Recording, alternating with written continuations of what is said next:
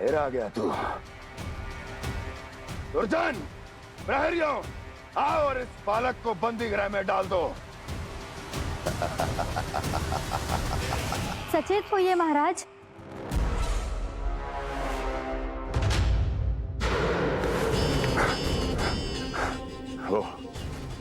वो विष्णु अवतार कहाँ है? वो बालक कहाँ है? यहाँ नहीं है वो, आपके मस्तिष्क में है। उसे अपने साथ खिलवाड़ मत करने दीजिए महाराज।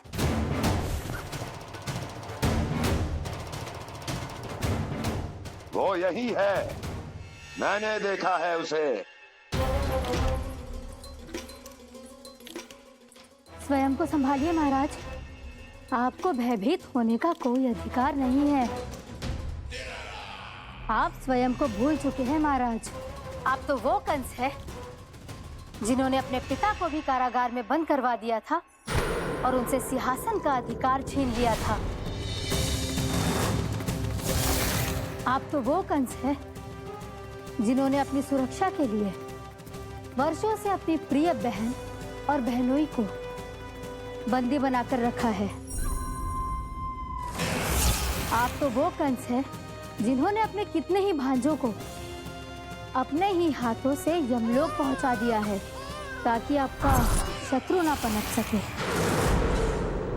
ये समय भयभीत होने का नहीं है महाराज, पर यदि आपके मन में ये संशय ऐसे ही बना रहा तो मैं आपको भी आपके पिताजी के साथ कारागार में बंदी बना दूंगी और उस विष्णु अवतार का सामना मैं स्वयं करूंगी।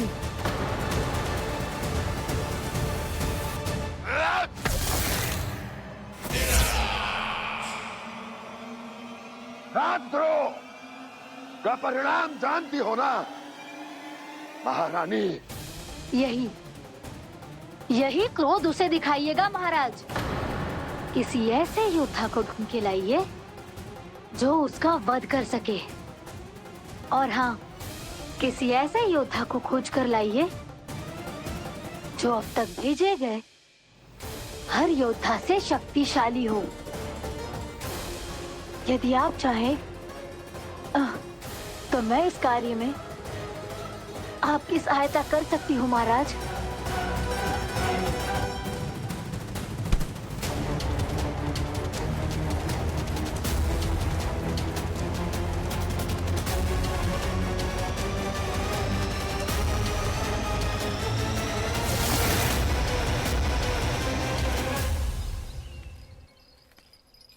ये लो कान्हा। ना, अब ये दायित्व आप ही संभालो। फिर तो मुझे मेरी मैया के साथ ही रहना है। अपना सारा समय बस इन्हीं के साथ ही बिताना चाहता हूँ मैं। पर तू दोनों कार्य कर सकता है कान्हा। दिन में हमारे संग रह ले और शेष बचा सारा समय काकी के संग बिता ले। पिछले दिनों में कितना सीखा है हम सबने, पर तुम वरना आकर ये सुनहरा अवसर गवा रहे हो कान्हा। हाँ कान्हा, मैंने लक्ष्य साधना सीख लिया है। बिल्कुल सदित भेद तो है मेरा लक्ष्य भेद।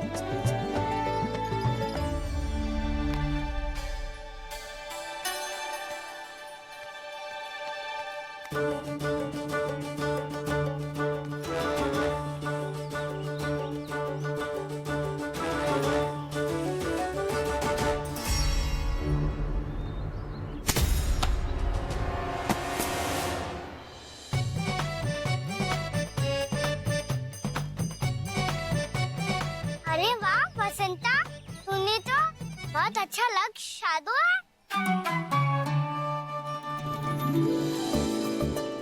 वाह,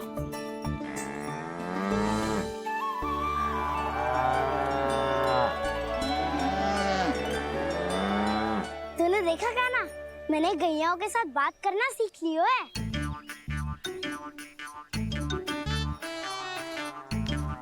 ये देख कान्हा।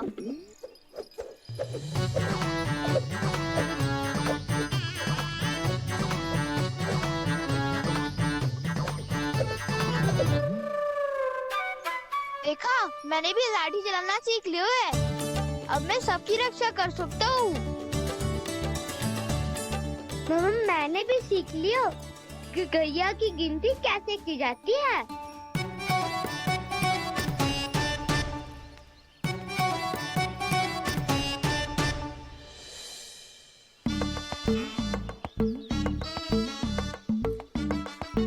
वो देखो, बलराम शक्तिशाली होने का अभ्यास कर रहे हैं।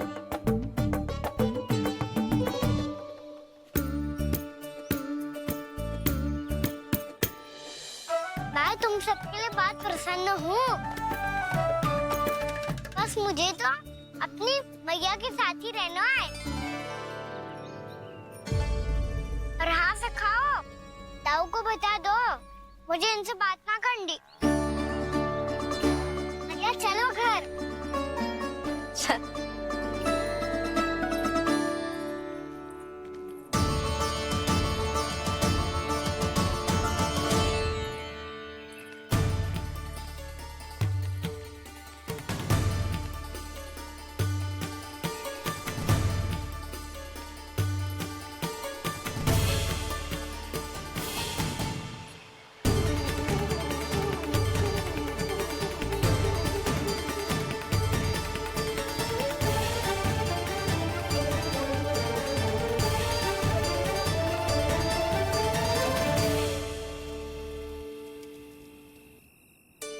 और हाँ से खाओ, ताऊ को बता दो मुझे इनसे बात ना करनी। रोहिणी जी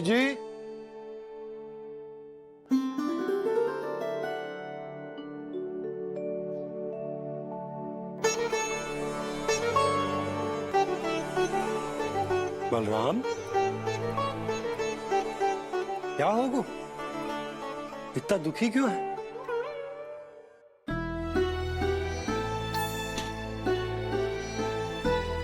बलराम, क्या होगा?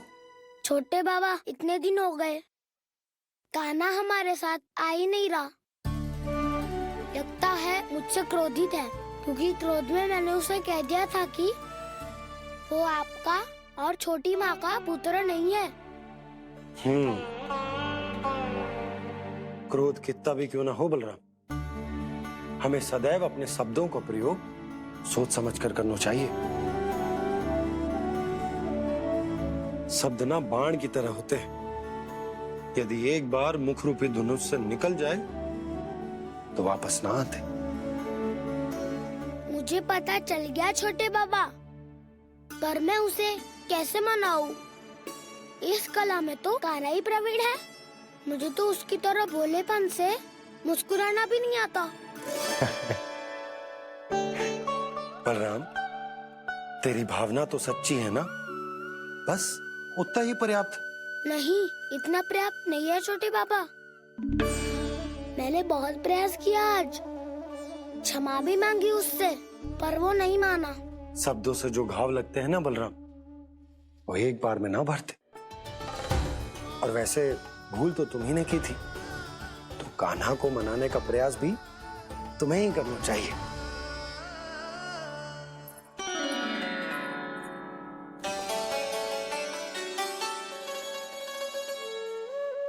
आज तूने अपने दाऊ से अच्छे से बात ना की, क्यों? दूध पीने के बाद अपने दाऊ के पास जा और ठीक से बात कर। मैं क्यों जाऊं मैया? उन्होंने मुझे कितना कछु बोला है। तेरे दाऊ की भावना तुझे दुख पहुंचाने की ना थी लल्ला। कब तक क्रोधित रहेगो? और वैसे भी वो है तो तेरे दाऊ ही ना। छोटा भाई है ना तुम्हारा, अच्छे से मनाएगो तो मान जाएगो। एक बार और प्रयास करके देखो। पहल करने से हम छोटे ना हो जाते लल्ला, और अपनों की भूल को हमें क्षमा कर देना चाहिए। ऐसे छोटी छोटी बातों को हृदय से लगाने से संबंध बिगड़ जाते हैं। समझ आई? आप सही कह रहे हो छोटे बाबा। बलराम का बल तो छोटे भाई से ही है। मैं अपने संबंध को और भी अधिक बलशाली बनाऊंगा। अरे कहाँ जा रहे हो? अरे मैं भी आ रहा हूँ। मैं अभी जाके उनसे बात करता हूँ।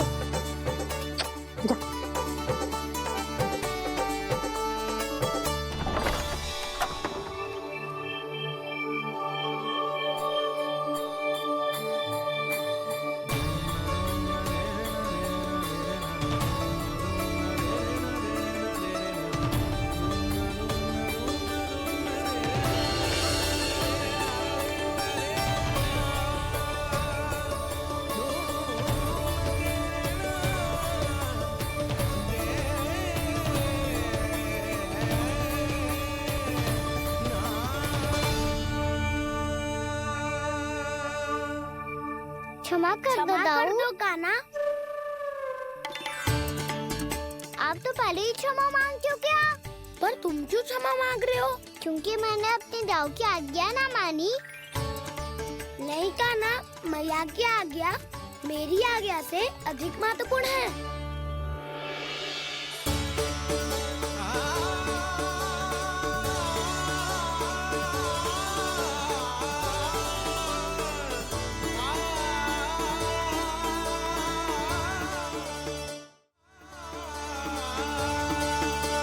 कितने अच्छे लगते हैं ना दोनों एक साथ। एक दूसरे की भूल से ऐसे ही सीखेंगे। एक साथ बड़े होंगे दोनों भाई।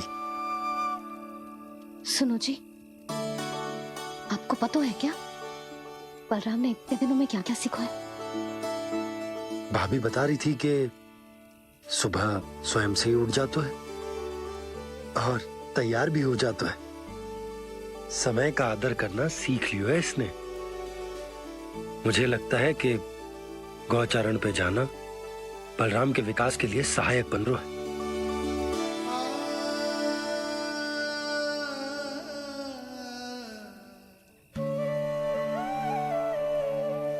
अपने कान्हा को गौचारण के लिए जाने से रोक के कहीं मैं कोई भूल तो ना कर रही?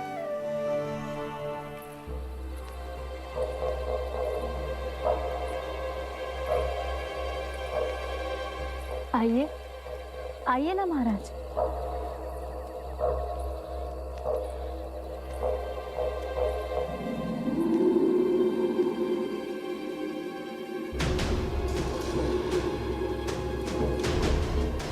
ये कहाँ लेकर आई हो प्राप्ति?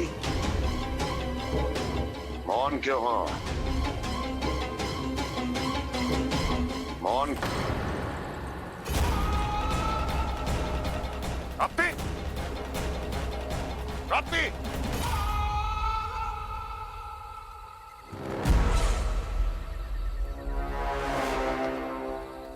कौन है वहां? कौन है? और महारानी प्राप्ति कहाँ है?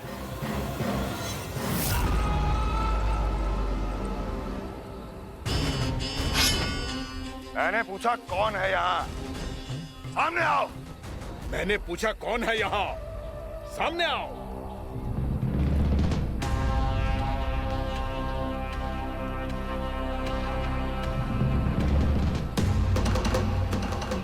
ये कैसे संभव है? ये कैसे संभव है?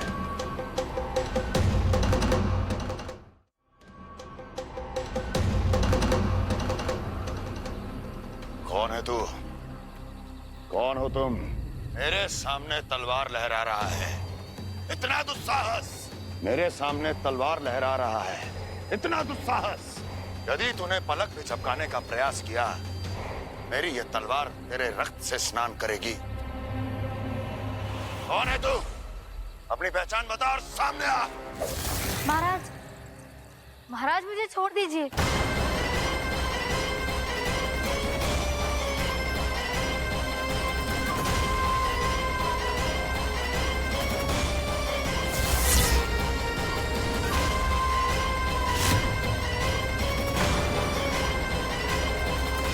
इसी क्षण अपने वास्तविक रूप में आ, अन्यथा तेरा ये शीश तेरे धड़ से अलग हो जाएगा।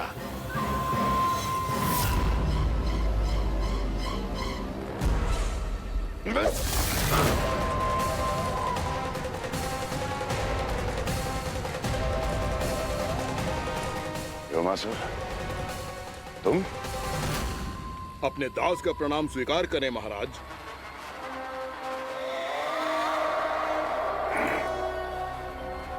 अभी तुम्हारे प्राण ही ले लेता मैं।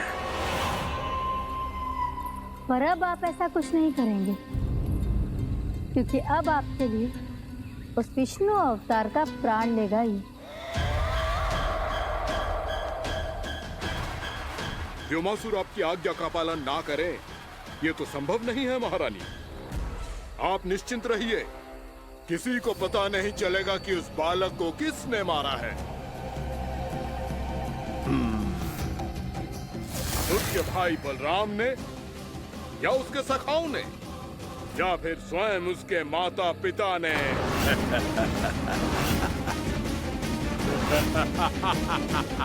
मुझे तुम्हारा ध्यान पहले क्यों नहीं आया व्योमासुर? तुम तो वो छाया हो जो अपने ही तन को निगल जाए। अब अपनी प्रशंसा करने में मैं समय नष्ट क्यों करूं महाराज? आपका कार्य हो जाएगा। मैं आज रात्रि ही निकल जाऊंगा वृंदावन के लिए। आज्ञा है।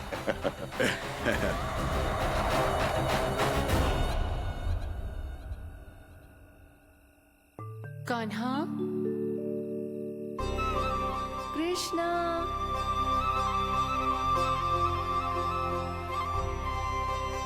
गोपाल। ना ना ना जी, ठीक ना।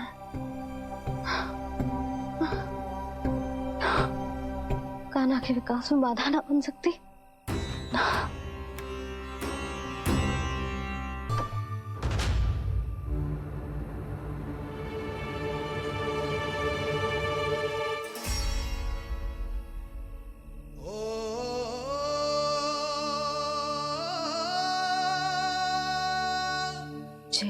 कब तक अपनी मैया का पल्लू थामे रहेगा?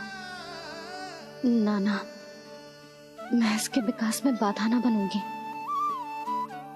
कल से ही इसे गौचारण के लिए भेजूंगी मैं।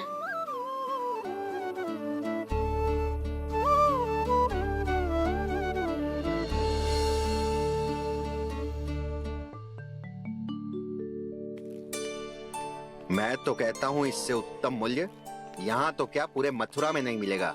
सुबह सुबह का समय है, व्यापार कर लो मेरे साथ। व्यापारी जी, हमें मथुरा के व्यापारी पे भरोसा ना है, तो हमें तो क्षमा करो।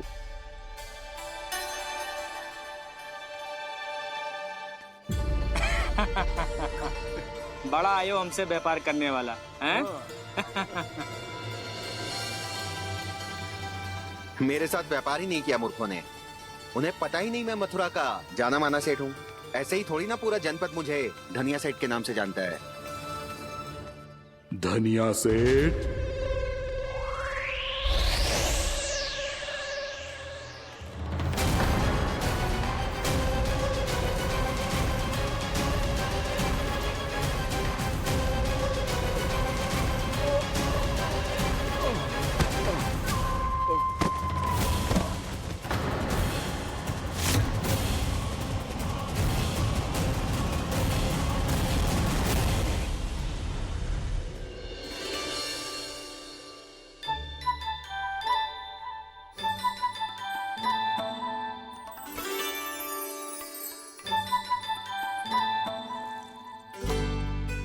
तुझे कछु चाहिए? ना। एक बार सोच ले कान्हा। ओ मैया, सुबह उठते ही तो आपने मुझे दूध दिया था, फिर जलपान में लड्डू, फिर माखन भी तो खिलाया था, और ये फल। कछु ना चाहिए अब मुझे। एक बार फिर से सोच ले कान्हा। आज तू जो मांगेगो ना, मैया देगी, और मैं कोई प्रश्न भी ना पूछूंगी। मेरी प्यारी मैया, आप तो बिना मांगे ही सब कुछ दे देती हो। अच्छा अच्छा, मेरो प्यारो लल्ला। मेरो प्यारे लल्ला। नटखट, मैया की नकल उतार तो है। नटखट, मैया की नकल उतार तो है। मेरी मैया बहुत अच्छी है, सब कुछ देती है मुझे। मेरी मैया बहुत अच्छी है, सब कुछ देती है मुझे। मुझे मैया से बहुत सारा लाड़ दुलार चाहिए। मुझे मैया से बहुत सारा लाड दुलार चाहिए, और बहुत सारा प्रेम भी चाहिए। और बहुत सारा प्रेम भी चाहिए और बन जाने की आज्ञा भी चाहिए। और बन जाने की आज्ञा भी चाहिए। ठीक है, तो दे दी। सच्ची मैया? गाना चलो ना।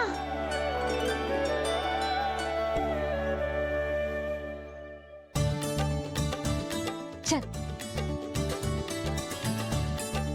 रुक रुक रुक रुक, अभी आई।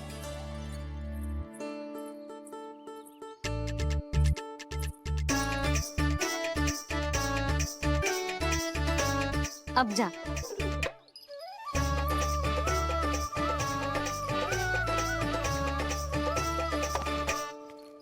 आज तो जाना ही पड़ेगा। कंस मामा ने अतिथि जो भेजा है वृंदावन में।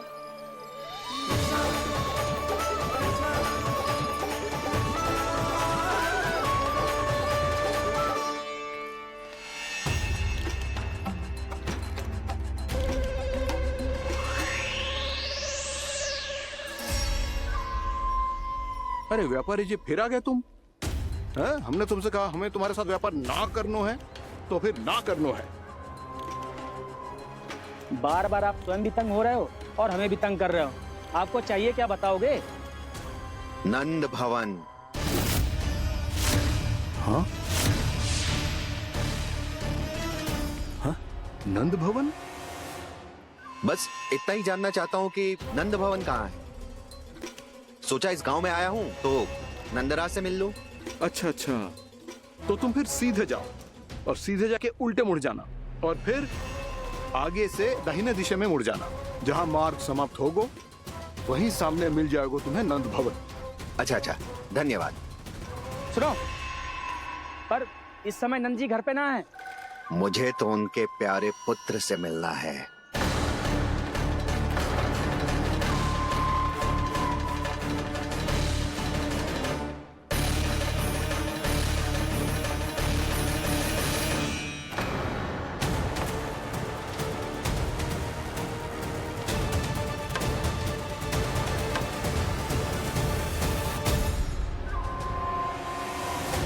लल्ला से भला क्यों मिलना है? सच्ची सच्ची बताओ, कौन हो तुम?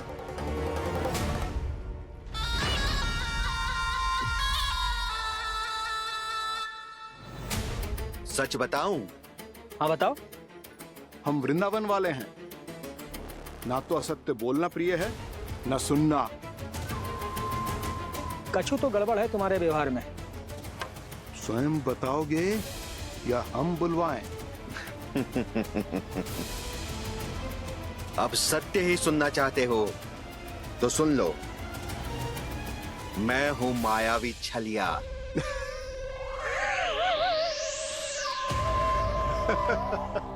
छलिया और तुम?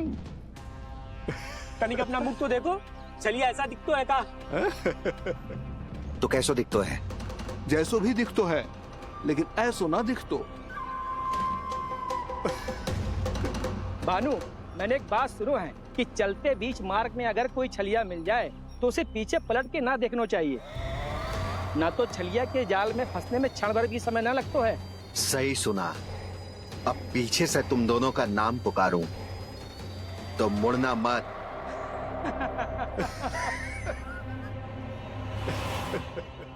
चल बंसी चल, नहीं तो ये छलिया जी हंसा हंसा के प्राण निकाल देगो।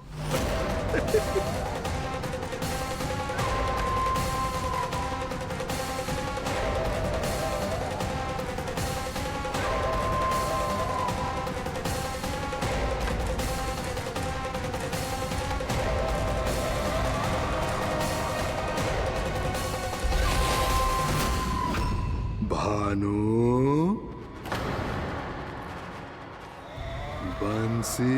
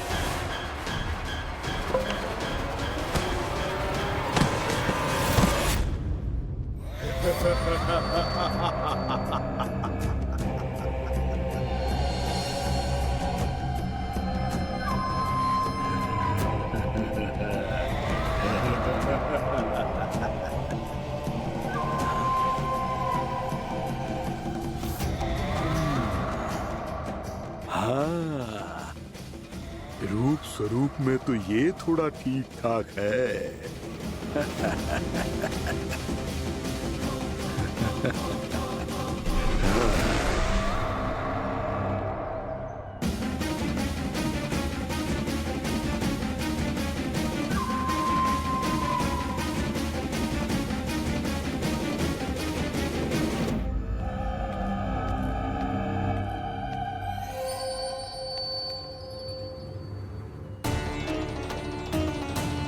ये तो गाँव की ओर जा रहा है।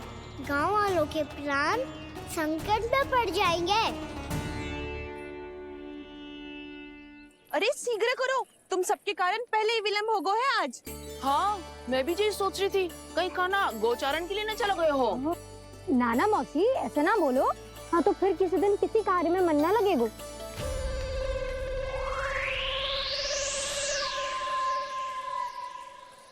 आप सब तो बातों में ही समय निकालो। मैं तो चली कान्हा को निहारूंगी, तभी शांति मिलेगी हृदय को। अरे ठहरो, हम सब भी चल रहे। तो गई। इस गोपी का रूप धारण करके मैं भी निहारता हूँ इसके कान्हा को। कान्हा कहाँ गया?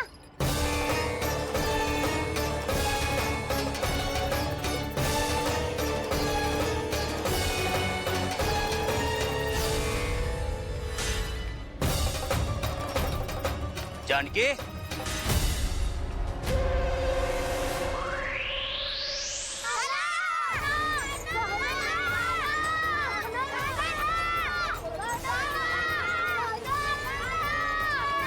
वो देखो कान्हा, पहाड़ी के ऊपर।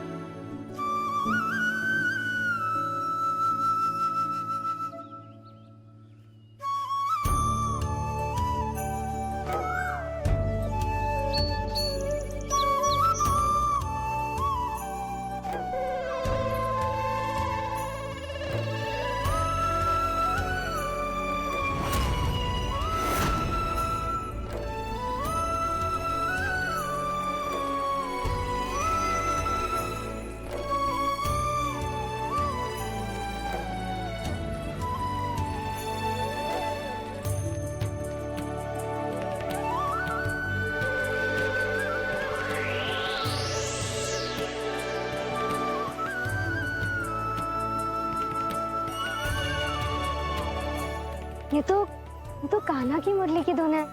विलम्ब हो गयो है, वो तो वन में पहुंच भी गयो। बस करो मौसी, सुनने दो ना, कितनी मीठी धुन बजा रहे हो कान्हा। ये तो स्वयं ही मुझे बुला रहा है, अपना पता बता रहा है। अब तो इसके आखेट में और भी अधिक आनंद आएगा। अवश्य ही एक पाव पे तन के पूरे आत्मविश्वास के साथ त्रिभंग मुद्रा में मुरली बजा रहे होगो कान्हा।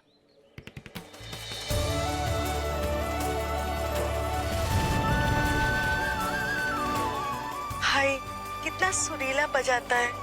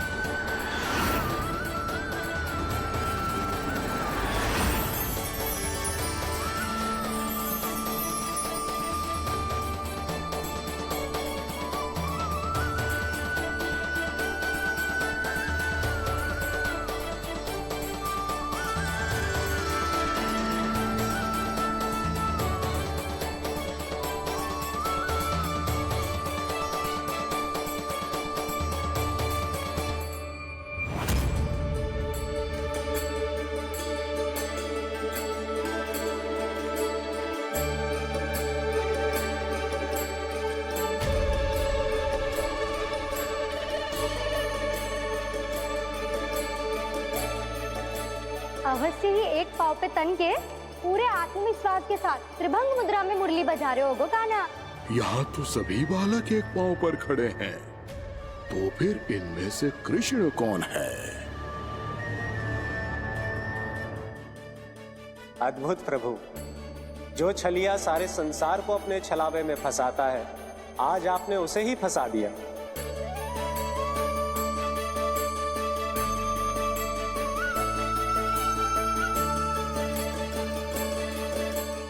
इन सब में से कौन है महाराज कंस का शत्रु, विष्णु का अवतार? कैसे पहचानूं मैं उस कृष्ण को? प्रभु की धुन है ही इतनी मीठी, इतनी कर्णप्रिय कि असुर तो क्या, सारी सृष्टि ही यहां आकर थम जाए।